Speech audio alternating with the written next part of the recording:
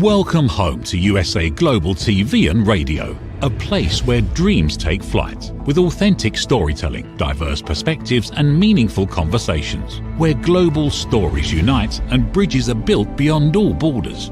Discover world-class education, entertainment, hope and inspiration. Together, we're building bridges worldwide. Subscribe to our channel, USA Global TV. Download our app, USA Global TV. Be our guest or join our team. Visit usaglobaltv.com. Thanks to our founder and executive producer, Dr. Jacalyn Kerbeck. Music score by Yeffy Tang from Cloud Road Music.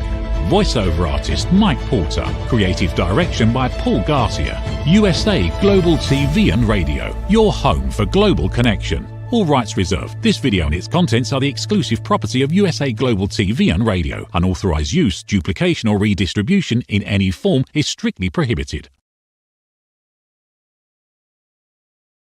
Is it true? Is it kind? Is it necessary? In a world quick to judge, one book dares to reveal the hidden cost of silence.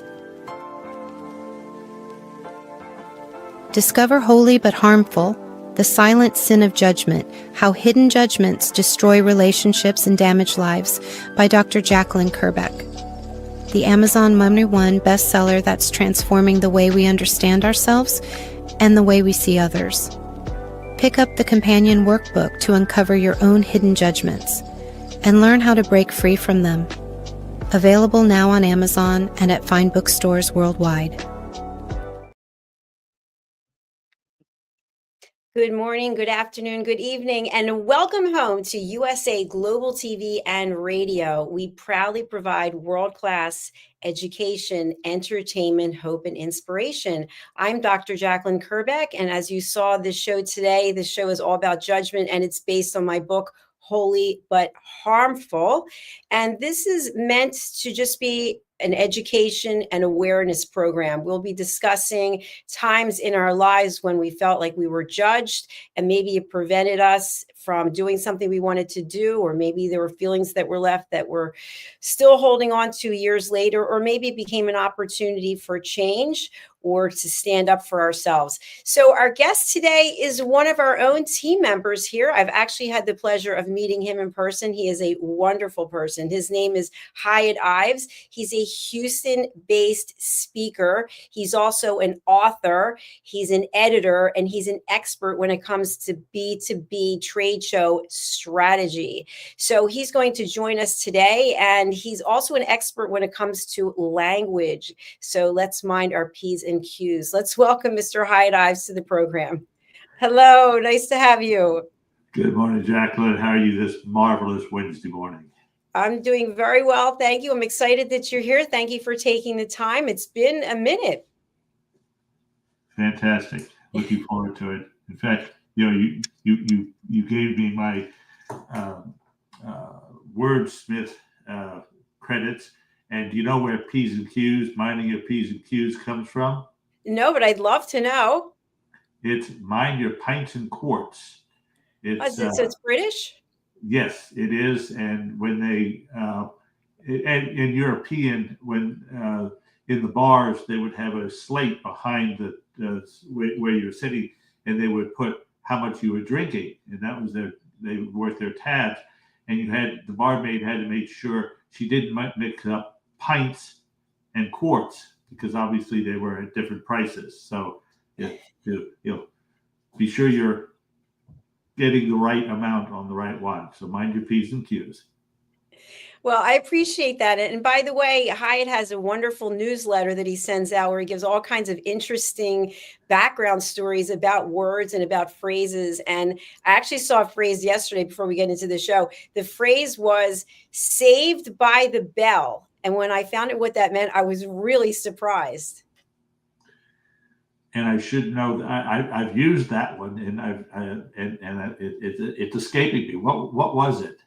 Well, apparently, at some point in time in history, there were bells put into coffins so that in case you were still alive, you could ring the bell. Well, that's what I wonder. Why did they get rid of that one? Well, it was attached to the toe, and they literally filled in the dirt and everything, and they would monitor it for 12 hours, 24 hours, so that if perchance somebody actually woke up, it would ring the bell, and they would exhume them and save them. Well, that makes sense to me. I wonder how many times that actually happened, but maybe I've been watching too many movies about people buried alive. But we're going to get into our show today, which is all about judgment. And as I mentioned to you backstage last week, we had one of our mutual friends, Dr. David Shine, on, and we were talking about ageism.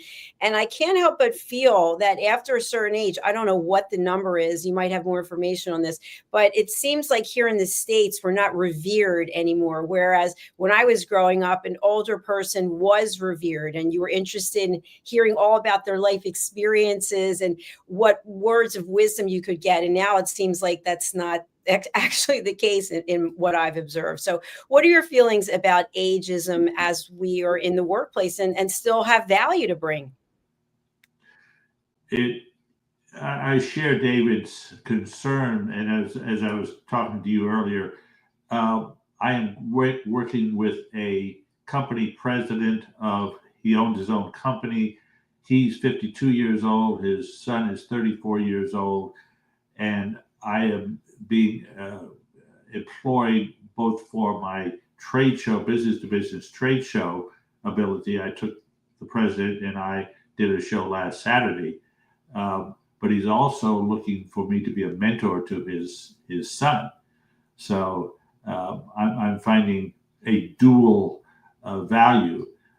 Unfortunately, I'm also experiencing, again, on the trade show floor and in just regular marketing, these younger executives that may be in their 30s and think that they have the authority, but they fail to have the background to support what they're doing, and they're not looking for it. They don't want it. It's as you said, get away, old man.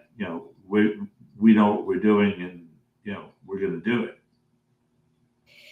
Thanks for sharing that. And it's interesting to me because the older we get, as long as we still have our health and mentally all is well and intact, we have so much knowledge and experience. And I know for myself, just last week, I got information. I applied to Wharton to take one of their programs, and I was accepted. And I thought maybe I wouldn't be accepted because of my age. And then I thought, after I'm finished this program, I will have so much more knowledge and information than I had before. So doesn't that make me more valuable? But yet, if I went to go back into corporate, which I would not do, I don't know that I'd have an easy time getting a job. So it feels like, as a business owner, it's incumbent that we make it, that we become successful in our businesses, because corporate doesn't want us. Yeah. And it's interesting. You talk about getting more education.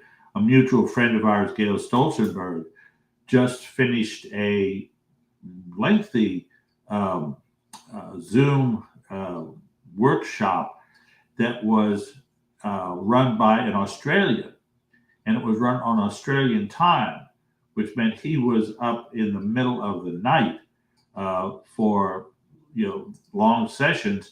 And I looked at Gail as a mentor for myself, and I said, if because he's even older than I am, and I mean he's in his 80s, he still feels getting educated is important, and learning new skills and ability is important.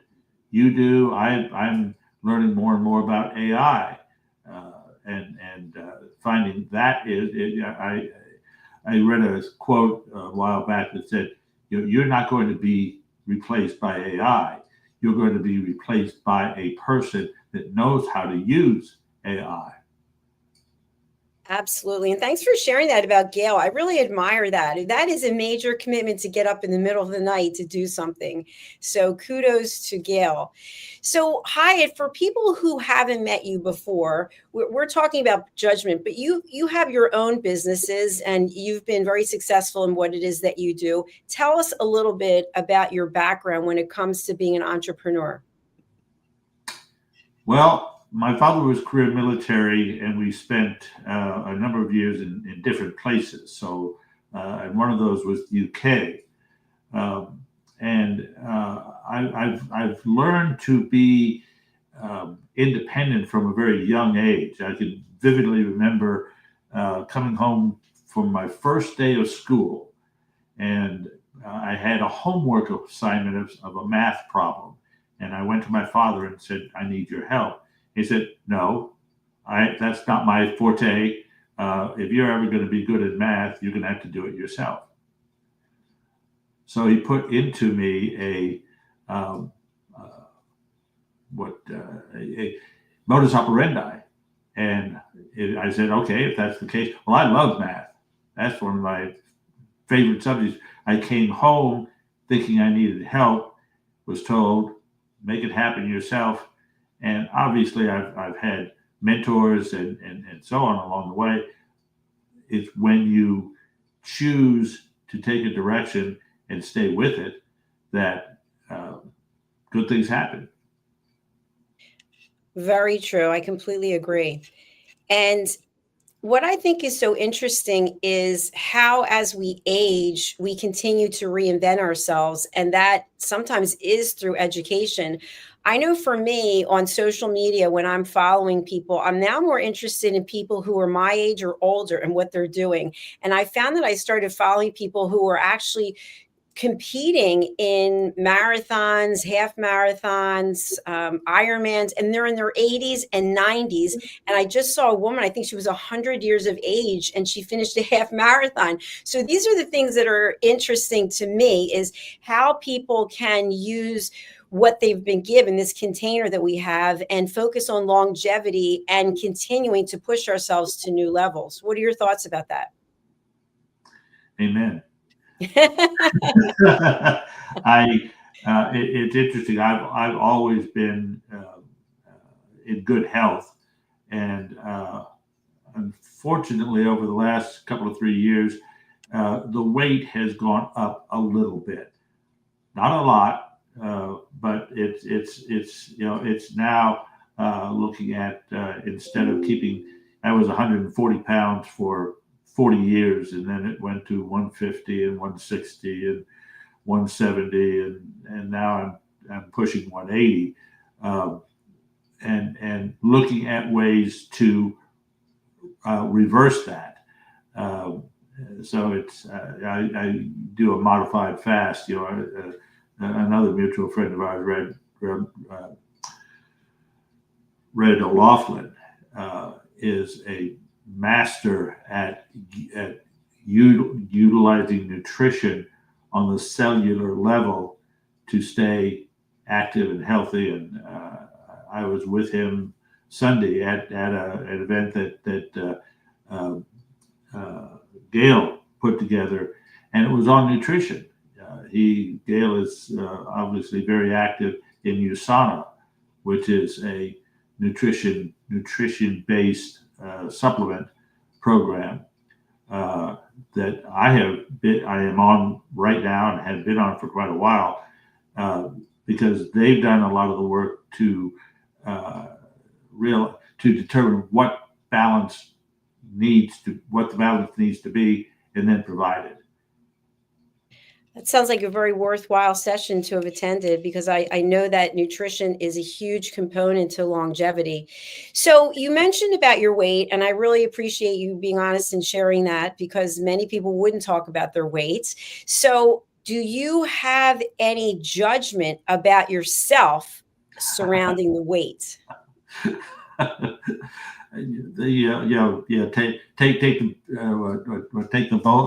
the piece of wood out of your own eye before you go after the sliver that I've got.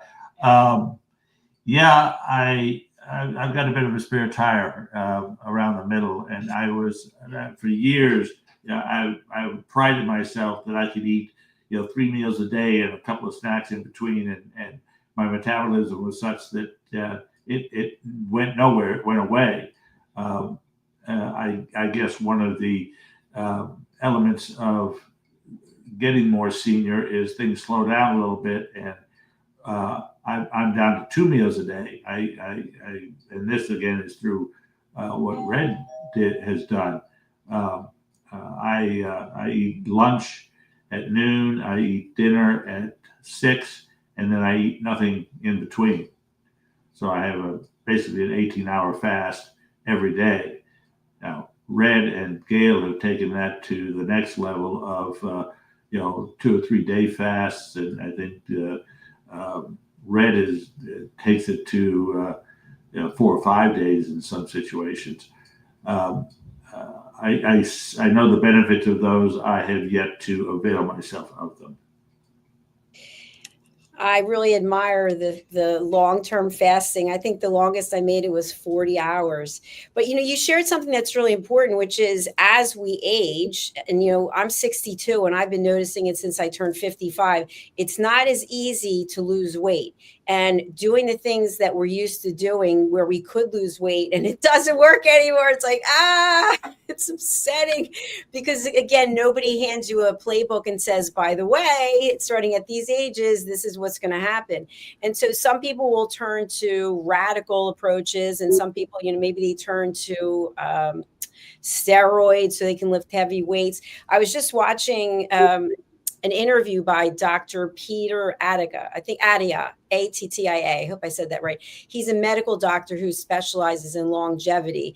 And so he has 5 pillars that he believes are the most important for longevity. And the first one he prioritizes over all of them, and that's exercise. And so there's a lot of judgment, I feel, even at fitness centers, at gyms, when people come in and they are older, that, what's he or she doing on that machine? Why are they still here? And I look at it and I go, you know what? God bless this person for showing up and getting on that treadmill and doing something, because not everybody would. So what are your thoughts and feelings around, as we get older, putting ourselves out there in situations that might be uncomfortable, but that will mentally and physically be beneficial for us? Well, on the exercise side, I walk every day a mile. I get up, I meditate, and then I walk. I realize that I'm not doing any resistance exercising. I've got a couple of friends that are my age that swim on a regular basis. I've got a 24-hour fitness club 5 minutes down the road. I have yet to go in there and talk to them about putting together a program that involves some resistance exercises, because I've realized that walking alone is not enough. It's a step in the right direction. However, more is needed in that respect. More because of my age. I need to be precise as to what I do and do enough of it to keep the bone structure and the metabolism going well. So I have the goal. I need to set a date on it to start utilizing the gym and the resistance. And this is both physical and metaphorical. You grow by resisting, by participating in things that are challenging. And I have been working with 2 or 3 different companies to get them involved with business-to-business marketing trade shows. And a few things weren't going real well. And one of my very good buddies, I called him a couple of weeks ago and said, we need to have lunch. I need to dump on you. And he said, fine. And we got together.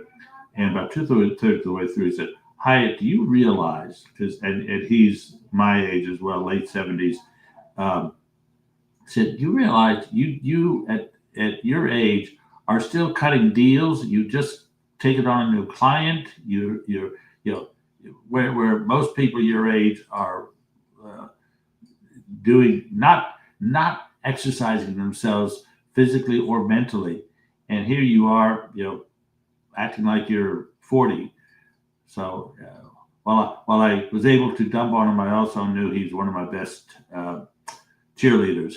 So I got the cheerleading. But we need the cheerleading, that's for sure, because so many people want to judge us and just count us out. So congratulations, because that is special. It is exciting that you are still making deals, making things happen. I feel like that's what keeps us young. At any time, we could say, you know what, I'm just going to wait for death to come. I'm just going to watch television until I can't see anymore. And some people do opt for that. And to me, I feel like this is the most exciting chapter of my life. It sounds like you're having an exciting chapter of your life.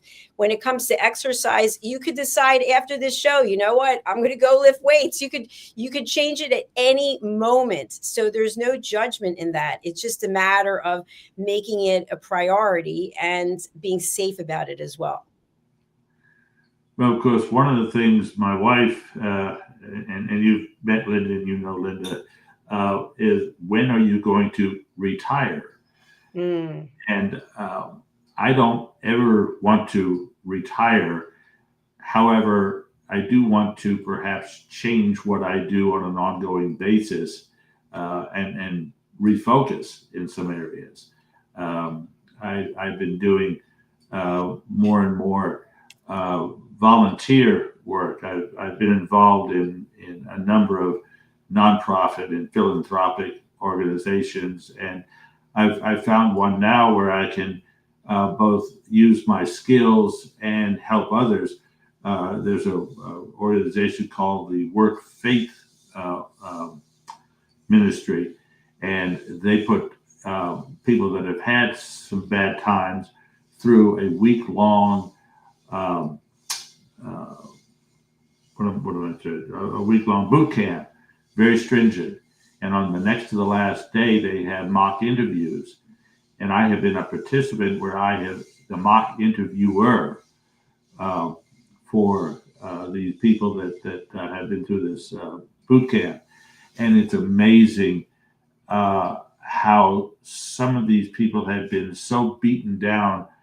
Had a lady came in and said she wanted to be a waitress, and she wasn't really excited about it. I said, well, what's your background in waitressing?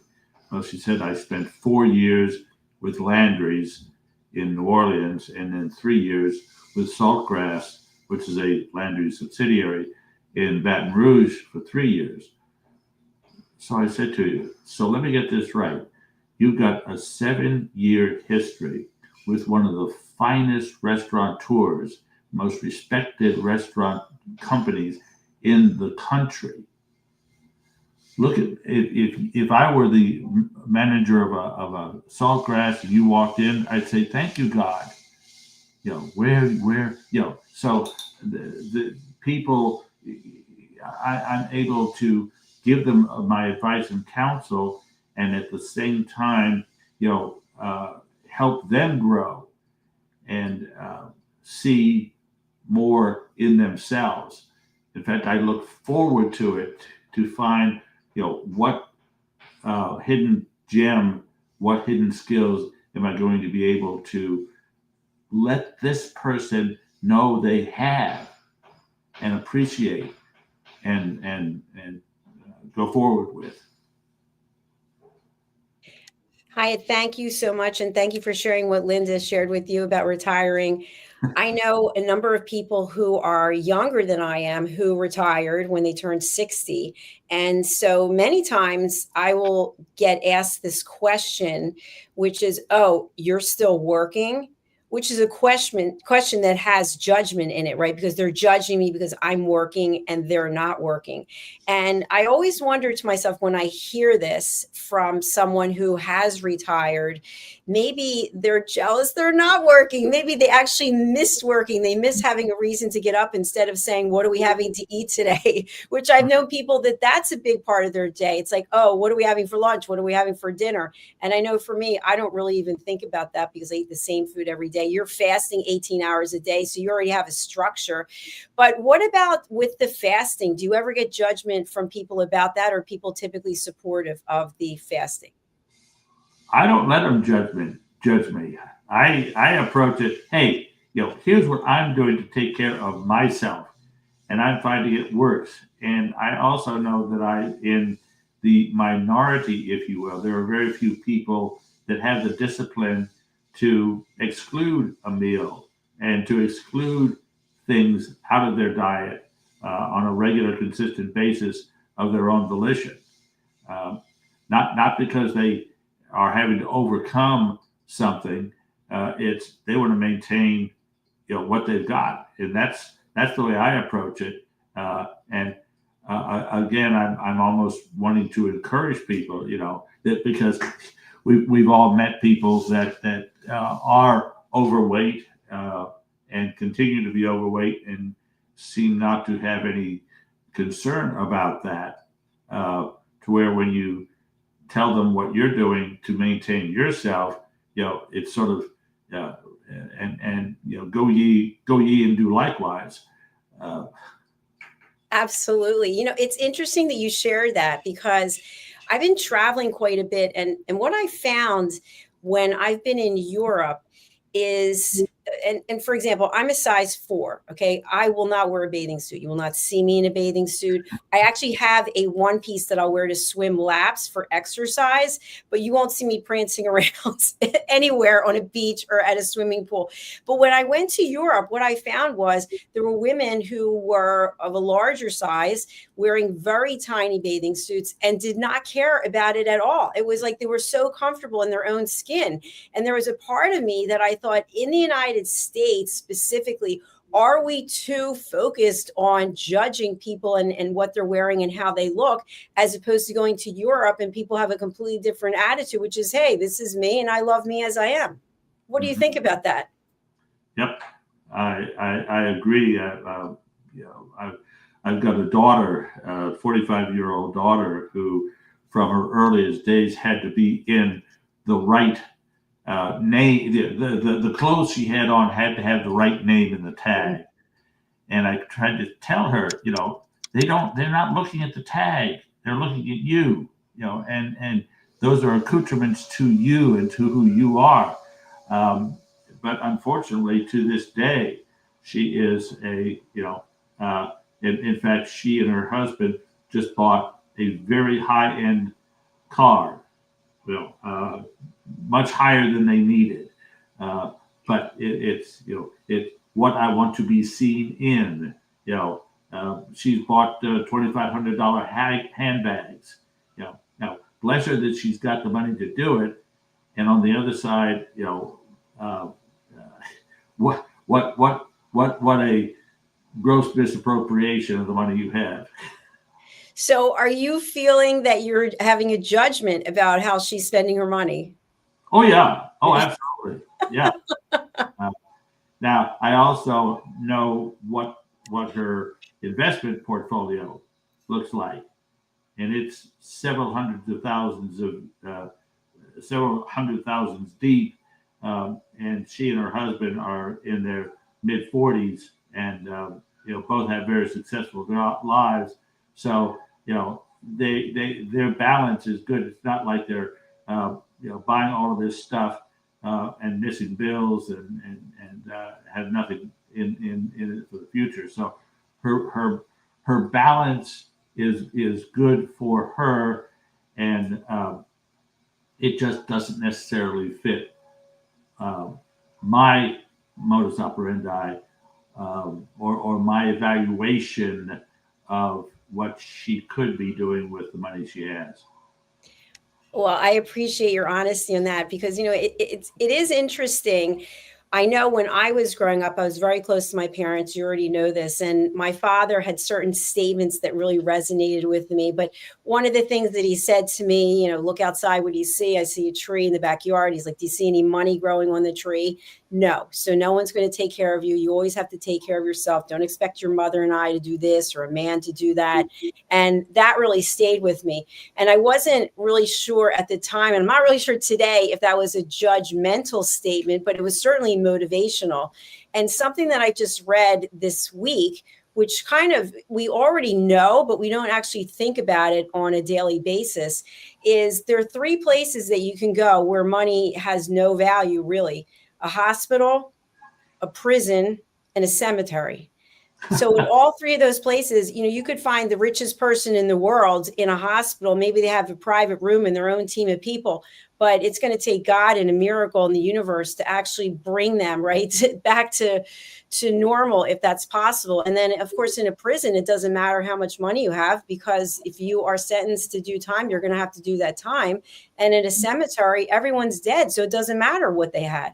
But yet we get so hung up on our money. And I think that money is a tool. It's a tool that can make us happy. It can make us sad, but it comes and it goes. And I know that for me, that at this age, I look at money in a different way than I used to. Now I look at it as, wow, with money, I can grow this business. I can travel abroad. I can give back and help other people, as opposed to I need more shoes. I need more handbags, because I went through that myself.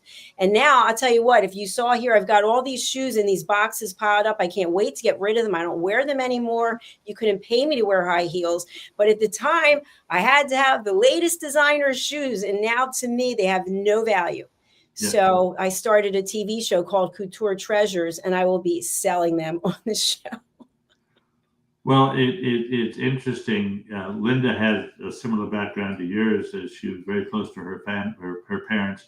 He was a postal delivery man.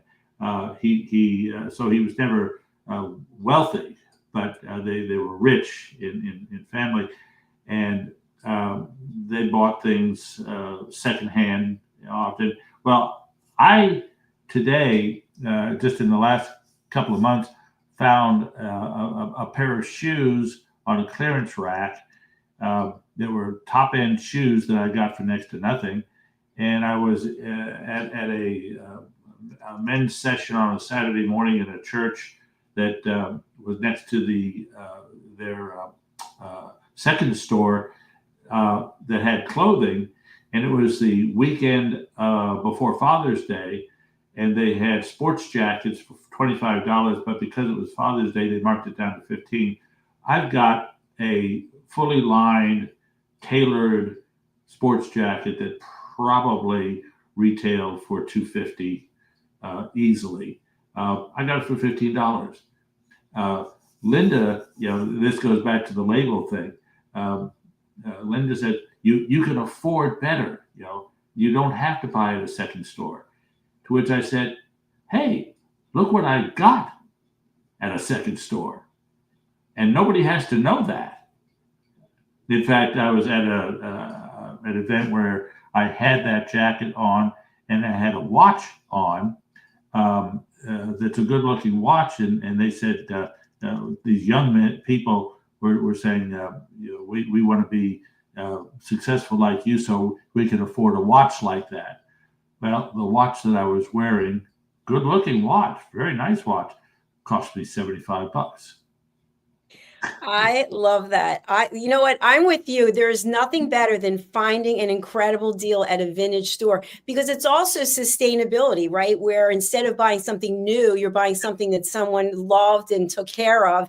And now you get the opportunity to wear that. So I think that's wonderful. I had never gone into vintage stores really my entire life until probably I turned 55. And when I went into the first one, I couldn't even believe what I was seeing. And the woman who owned it, she said, oh, someone's mother died, and she brought in all of her bags. And I thought, oh my gosh, like this would be a $4,000 bag that I'm getting for $50. It's amazing. It's amazing. So I highly suggest to people they look into giving things to vintage stores or selling them to vintage stores and also buying things from there. I think it's amazing. And also the same thing about giving things to Goodwill. I know I give a number of things to Goodwill, and you get a receipt, and here in the States, you have a tax deduction, but why not give back to help someone else, and just by looking in your closet?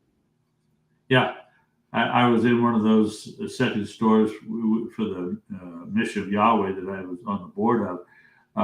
And it was before Christmas, and I found 2 or 3 vintage Christmas ornaments. And I said, what are these? She said, $1.50 a piece. And I took 3 of them. I said, here's $10. It's more valuable to me that I'm getting value, and not only the beauty of it, but it reminds me of my past and so on. So, I was willing to pay more than they were asking because of what it was giving me. What a beautiful way to look at that. I really admire that. And if you think about it, each of the items that we get at a vintage store has a story associated with it. And we don't know what that story is, but we can imagine the person who hung the decorations and what that tree could have looked like. And the same thing when we donate, that people can come up with a story of where our item came from. So I think it's really a beautiful thing. I do know from having known someone who owns a store, it's very hard to make money because it's a tough business, but the whole purpose and the foundation of it, I think, is absolutely beautiful. So we have no judgment about that, right, Hiett? Let me give you a second story. I was in Singapore, and I was doing a trade show there, and I was walking down from one place to another, and went and saw it was a store, a furniture store. But it was a hodgepodge of stuff.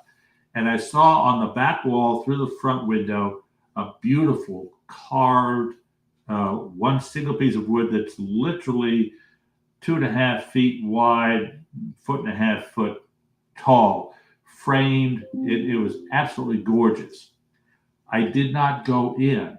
I went back to my office and got my Singapore native employee, took him back. I stood outside and said, that's what I want you to buy for me. He went inside, he negotiated, and then I came in to pay. Well, the person, it was a very famous piece, and it was literally the story of the emperor had fallen in love with the maidservant, and this was where he was having to give the maidservant to the abbess to take her to the monastery, and over on the side, the women of the court were all cackling. Finally we've got rid of it. But it's an age-old story.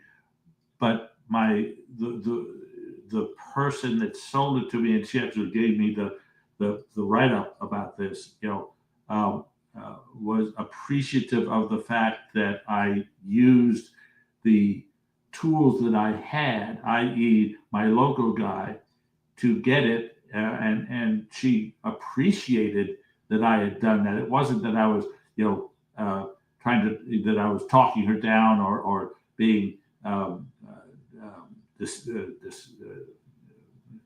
What? I can't think of the word. Trying to deceive her. She appreciated that I appreciated a piece of art and wanted to get it for the best price and knew how to do that. Well, the comment that you made is right on point because it has to do with perspective, and we can have one perspective or look at another perspective. And I think that's really at the core of judgment. And I'll give a quick example. Right outside my windows, there are people cleaning the windows. They're on these huge, I'm on an upper floor. And I heard someone in the elevator saying, how can anyone do that for a living? And I thought to myself, thank goodness there are people doing that for a living, because I couldn't do that for a living. So So it's all about perspective, even about trash collection. I've heard people make really negative comments, and I'm like, bless these people for doing that, because somebody has to pick up the trash, and I'm glad it's not me. So it's all about perspective.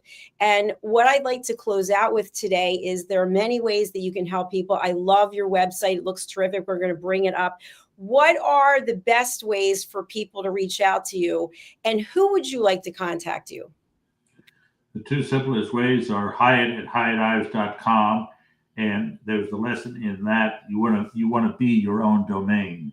So Hiett@HiettIves.com, or by phone, which is 832-372-6900. That's 832-372-6900. And the people I would love to talk to are people that have business-to-business copy, be it website, collateral material, blog copy, that needs upgrading. That's my please don't throw me in the briar patch stuff. I love to edit, and what I do is turn it into second person present tense copy with a call to action. And the other area is, as you mentioned earlier, the business-to-business trade shows. I have done business-to-business trade shows all over the world in a number of verticals. My skills are such that I guarantee qualified leads from any trade show. You use me at any trade show, and you are guaranteed qualified leads. And so trade shows and editing, writing are the two areas that I'm interested in, and Hiett@HiettIves.com. And there's part of my evolution. I have to upgrade that show dynamics. I used to market myself under show dynamics. I now market myself under Hiett Ives. Fantastic. Well, for those who are listening on a podcast platform and cannot see our screen, just to reiterate, Hiett's phone number, if you're in the United States, is 832-372-6900. I love that phone number. And if you're outside the United States, it's 01, correct? 01-832-372-6900. And his email address is Hiett, his name, HIETT at Hiett Ives, HIETTIVES.com. Hiett has actually done some editing for me when I came out with my first book, Behind the Green Screen. He does a great job. And also, what about the newsletter? I would love for people to sign up for that, because there's a lot of value in there. Yeah, send me an email to say, I think you could actually sign up from it, from the website as well. But I'll go double check that, but you should be able to sign up there. If not, just send me an email. Say, put me on your. Yeah, I see it. Let me just share this so people can take a look. Share screen. And there's a contact form right here on the website. So you just go to HiettIves.com and you can submit your information there. And I've been on the list for years, and I really appreciate it. Everything that you share has value to it. And sometimes I'm even smiling. I'm thinking, I had no idea that was that, or that I was using this phrase and it meant this. And so there's a lot of value there. And I really want to compliment you on that, Hiett. Thank you, man. All right. We're going to sign up for now. Thanks for being here, and keep on going, Hiett. You are an inspiration, and good luck with the work you're doing there at your home. And please tell Linda that I said hello. I'll do that. Bye Thank for now. you. Have a great day. Bye. Well, folks, just in case you didn't know, I met Hiett years ago, and he and his lovely wife actually volunteered to do some role plays for me, which were really the basis for everything that I've been doing with elevated listening. So it started years ago, and people like Hiett and Linda were willing to be involved by doing these role plays that I had directed that really mirror behaviors and situations that all of us are in at some point in our life, until we have the awareness of what actually is going on. So if you feel that you've been judged, or if you are now recognizing that you're judging others, it's okay. There's no judgment to it. But in this book, I do teach you how to be aware of when you're being judged, how to know when you're judging others, based on 3 simple items, 3 simple questions. 1, is it kind? 2, is it necessary? 3. Is it kind? Is it necessary? Is it true? Is it kind? Is it necessary? Is it true? That was a senior moment. So if it's not those 3 things, do you have to say it? Could you take 6 seconds and pause and think, by me saying this statement, I could potentially hurt someone? I was reading something and research in a study, which I can't remember what it was at the moment. But basically, if someone says something unkind to you, that may stay with you for up to 20 years. And even though you may forgive the person and forgive yourself for how you responded, it might still be there. So we all have the power to control what we're saying and to control how we're showing up. And if you're in a situation, when you're in a situation where someone's judging you, maybe with just a passing by comment, such as, you look great for your age. Oh, it's great that you're still working at this age. You can decide, am I going to put fuel in the fire and come back with some smart answer, or maybe come back with a passive aggressive comment? Or am I going to just thank you for sharing your thoughts and not take it in? Mel Robbins has a saying, and I believe it's actually a book now, and she shares this. It's called Let Them. Let them say what they want to say. Let them not invite you to the party. Let them talk behind your back. Let them do what they will do, because they're showing you who they are. And in the meantime, let you decide how you're going to show up. Let me decide how we're going to respond. So just thoughts to consider, because we have so much strife in the world, and I really am advocating for us finding inner peace so that we can be part of world peace and continuing to give back as a peace ambassador. So thank you again for listening. Our next show is coming up. I really do appreciate you all being here. Let's just take a pause and be kind to each other and think before we speak and think before we're acting. All right, we'll talk to you later. Bye for now. USA Global TV and Radio proudly presents Tracy Cram-Perkins, a dementia caregiving survivor teaching how to balance care with peace of mind. #1 resource for dementia caregivers. It's the book Dementia Home Care: How to Prepare Before, During, and After. Over 17,000 copies sold of this must-have guide. And now a testimonial from Tracy Smith. If I was to describe this book to someone who is going through a similar situation, I would underscore how important it is to have some sort of a tool or a guidebook to help you through certain stages. And there's so many, it's such an unknown topic to the average person. And to have this as a reference is essential. It's going to help you get through it personally, as well as help your loved one manage. To learn more, go to TracyCramPerkins.com. Tracy Cram-Perkins is an award-winning author. She's also the host of Dementia Home Care television show. Watch it here on USA Global TV and Radio. Thank you, viewers and listeners of USA Global TV and Radio, for joining us today. We're honoured to have your time and attention as part of our global community. At USA Global TV and Radio, we believe in the power of authentic conversations, meaningful connections, and creating a world of possibilities together. Want to be part of something bigger? Join our team of elevated listeners at usaglobaltv.com, a space where your voice matters and your ability to listen transforms relationships. Stay connected with us across all our platforms for thought-provoking discussions, expert insights, and empowering stories. Subscribe to our channels at youtube.com/c/USA Global TV. Follow us on social media and explore the endless opportunities we're creating for growth, learning, and inspiration. Together, we're not just broadcasting, we're building bridges and changing lives one conversation at a time. For inquiries, contact us at info@usaglobaltv.com.